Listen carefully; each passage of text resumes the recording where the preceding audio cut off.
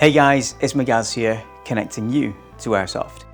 Welcome back to the pants party. If it isn't welcome back, go ahead, hit that subscribe button so that next time I see you and say welcome back, I don't look really stupid welcoming you back when you haven't even been here yet. Before we get underway, I'd like to give a big shout out to our current Patreon supporter, Henry Field. Support through patreon.com/cbnpc really helps with the creation of these videos. In this episode of the Pants Party, we are going to be taking a look at some top tier pantaloons.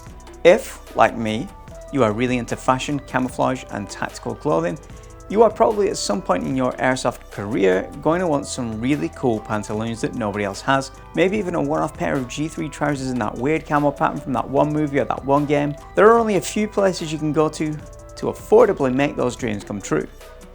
The most famous of those, and arguably the place with the best reputation, is Kurmaz Gear. Kurmaz Gear is a small custom gear company run by Roman Kurmaz out of Ukraine. Roman makes custom clothing and gear ranging from G3 trousers and U-backs up to plate carriers and mini-maps. To order, you have to join a group on Facebook called Replica Lindenhorf Tactic and contact him through there. The process is pretty streamlined. You give him all the details of what you want, pay and wait. As it's a small business with a lot of demand, production and delivery times vary massively. On average, you're looking at up to 3 months from the point you confirm and pay to it arriving on your doorstep. Let's take a look at the product itself. In this video, we are taking a look at a pair of G3 trousers, in this case 5-Farben Tondruck Flecktorn. A little disclaimer before we go any further, as these are made to order and available in an untold amount of variations in regards to fabric, camouflage pattern and custom modifications, whether that be the addition or removal of certain features, it goes without saying that if you order a pair, they may be completely different fabric. So use this as a reference guide only, and not a definitive, this is what I expect to receive. The trousers I have are a non-ripstop drill cotton in 5-Farben Flecktorn with olive green stretch panels. The panels themselves are a very strange fabric. I'm not sure what it is, but it does not feel anything like the Crye stretch fabric nor any of the clones. It has a sort of rough texture. The fabric the trousers are made from does feel very close in weight and texture to a pair of issue Flecktorn trousers, so you can use that for a comparison. As with all of the clones we've looked at so far, these are as close to an identical copy of a pair of Crye G3s as you can get. They have all the features we have come to expect. Starting from the top, the waistband is nice and high and has some padding to the rear. It features 6 belt loops. The front 2 have hoops for the addition of a carabiner for dangling your gloves or other fun stuff from. These 2 loops are in a slightly different place than the Cryes and all the other clones, as are the pockets. They seem to be further away from the centre of the pants and closer to the edge. Not a deal breaker, and I don't believe every pair will be like this. That being said, I only have this single pair to make an assessment from. As with standard G3s, the waist closure is large and uses Velcro. The stitching on the loop Velcro is better than the stitching on my legit Cryes. You can adjust the size of the waistband with the Velcro cinches at the rear. Unlike the actual Crye cinches, these have holes in and are less rubbery and more plasticky. We have a YKK zipper on the fly and the Kurmaz label is hidden just behind it. The hand warmer pockets are super simple and do the job you would expect. Just below them is the accessory pocket. These lead down into the cargo pocket, which are bellowed and secured by a Velcro flap.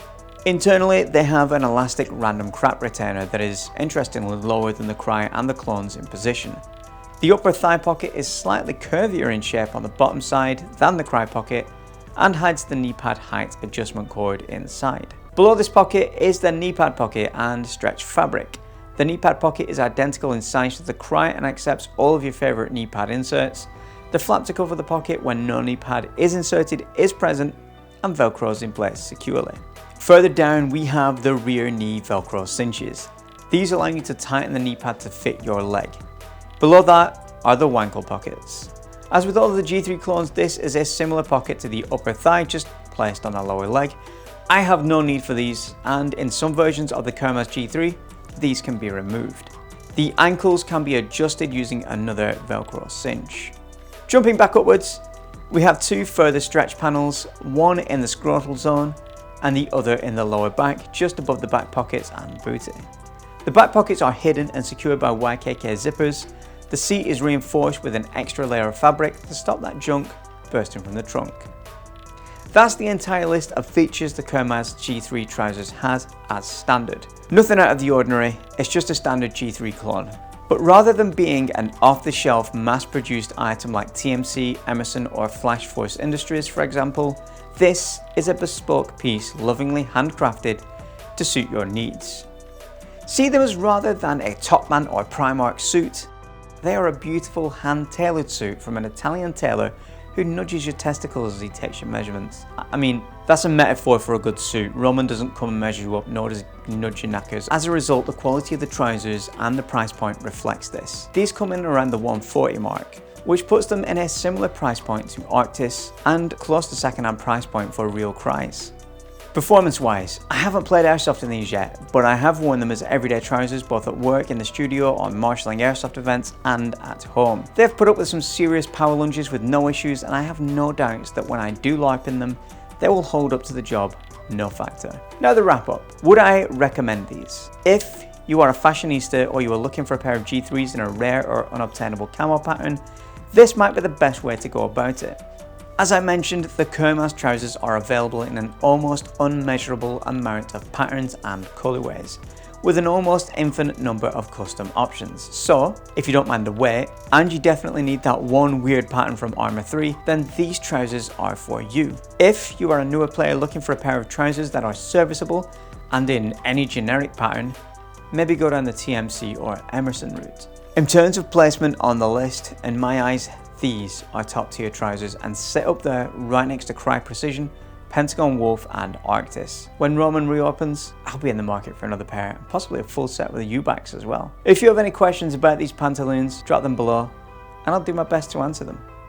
Before I leave, again, I'd like to say thank you to our Patreon supporter Henry Field and remind you that you too can be cool as fuck and support the channel. If this review has been helpful to you, go join the minimum tier for a month and chuck a buck at me, as internet celebrity tram driver Nick Meso often says. Don't forget to subscribe. There are plenty of review videos in the works, both as part of this series and in the Airsoft Replica series. Thanks again. I'm Magaz, and remember kids, the air may be soft, but our balls are hard. Also, go ahead, click on this playlist to see the rest of the videos in the Pants Party series.